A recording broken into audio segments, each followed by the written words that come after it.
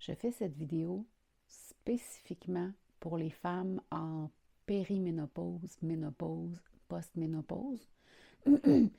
Je fais cette vidéo parce que je suis dans la période de préménopause. J'entre dans cette période-là de la vie et euh, j'ai commencé à faire des palpitations. Si vous suivez ma chaîne depuis un moment, vous avez sûrement vu une vidéo que j'ai faite en début d'année 2023 où je parlais des extrasystoles que je faisais et que j'attribuais possiblement au deuil que je faisais de ma chatte Lichette.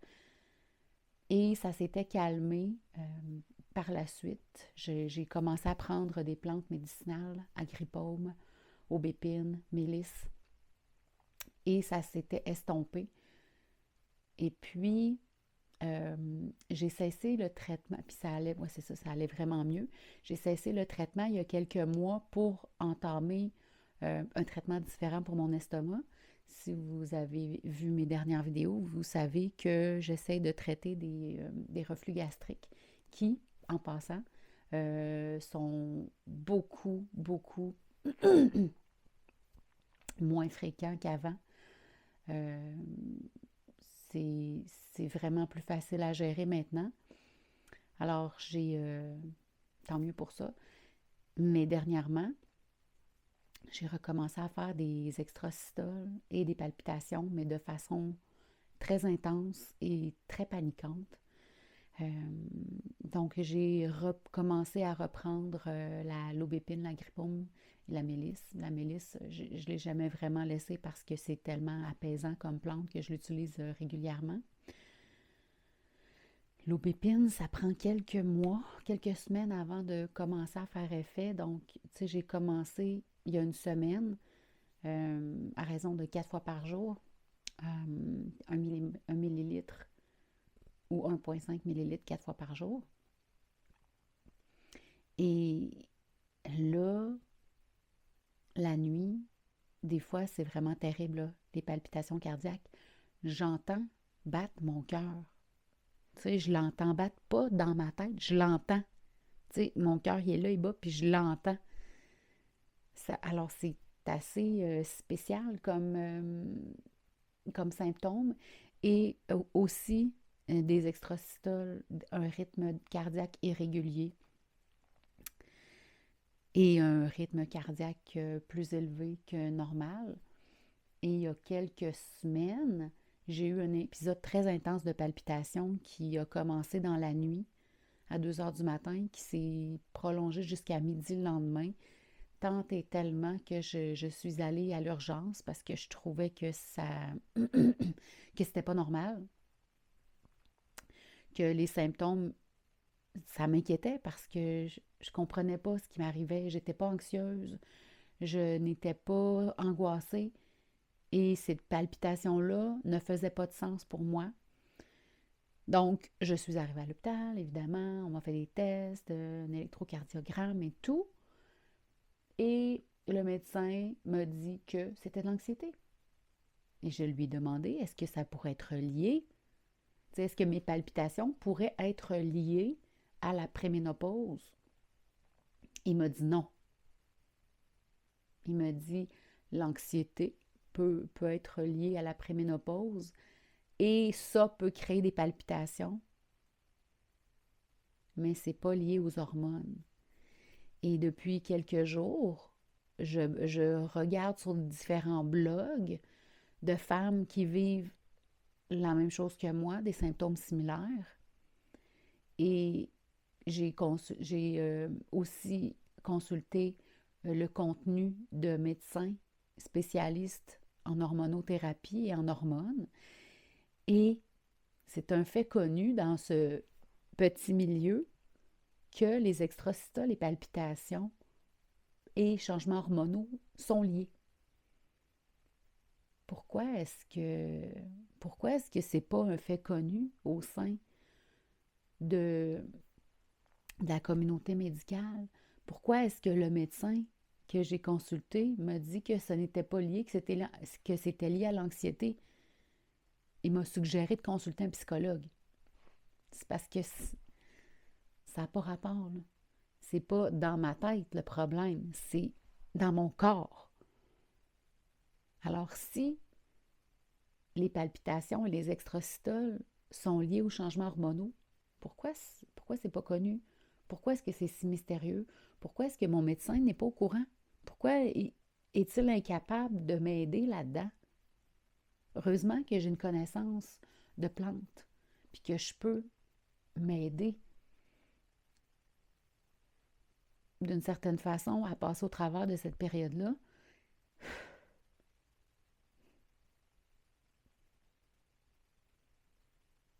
Qui est très difficile. C'est pas pareil pour toutes les femmes. Toutes les femmes ne vivent pas la même chose. Mais ces symptômes-là sont difficiles à vivre parce que ça fait peur. Quand le cœur s'emballe pour aucune raison, quand le cœur manque un battement, quand ça donne un coup dans la poitrine et que ça ne veut pas passer. Comme là, je prends la caméra ce matin pour vous parler à chaud parce que j'ai passé une nuit horrible. Puis j'en ai passé d'autres dans les derniers jours. Où est-ce que mon cœur n'arrive pas à se calmer? J'ai beau respirer, j'ai beau utiliser du ylang-ylang, de la lavande, de la mélisse. J'utilise plein de trucs qui fonctionnent normalement et qui ne fonctionnent pas maintenant. Donc oui, c'est difficile parce que quand on ne dort pas, je ne vous apprends rien en vous disant que si vous dormez mal, vous allez être fatigué et que si vous êtes fatigué, vous allez avoir plus tendance à être déprimé, euh, avoir moins d'énergie. C'est vraiment décourageant. Et là, depuis ce matin, depuis que je suis levée, je suis vraiment en recherche intensive sur ces symptômes-là. Et je lis plein de témoignages de femmes qui vivent une certaine détresse face à ça parce que les médecins n'entendent pas ces femmes-là. Ils ne font pas le lien. On va vous suggérer des antidépresseurs, des anxiolytiques. Mais pourquoi est-ce que c'est jamais mis sur la table que ça pourrait être lié à la ménopause ou à la préménopause et que peut-être que la prescription d'hormones serait une solution? Mais non, c'est dans ta tête, madame. Ça me fâche. Ça me fâche. Pourtant, les femmes, il y a au moins 50% des êtres humains sur la planète qui sont des femmes et qui vont éventuellement toutes passer par cette période-là. Pourquoi c'est si méconnu? Je peux vous garantir que si les hommes passaient à travers une période similaire et que leurs testicules séchaient comme des raisins secs, tu sais, ça serait la fin du monde, là. Tout le monde saurait que, et ça serait traité, tu sais.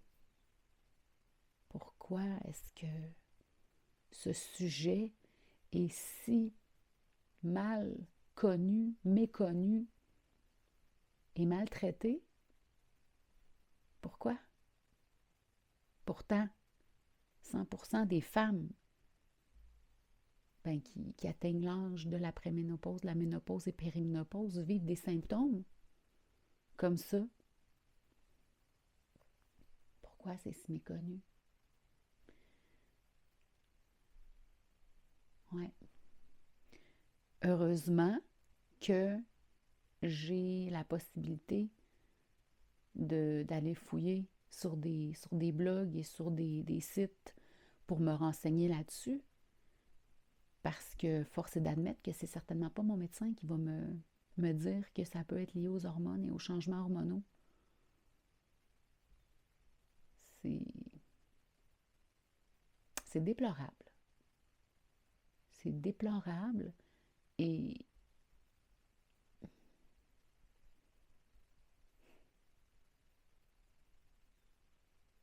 ouais, déplorable que ce soit si mal connu. Et c'est pour ça que je mets cette vidéo en ligne. Mesdames, si vous vivez ça, quelque chose de similaire, j'aimerais lire vos commentaires.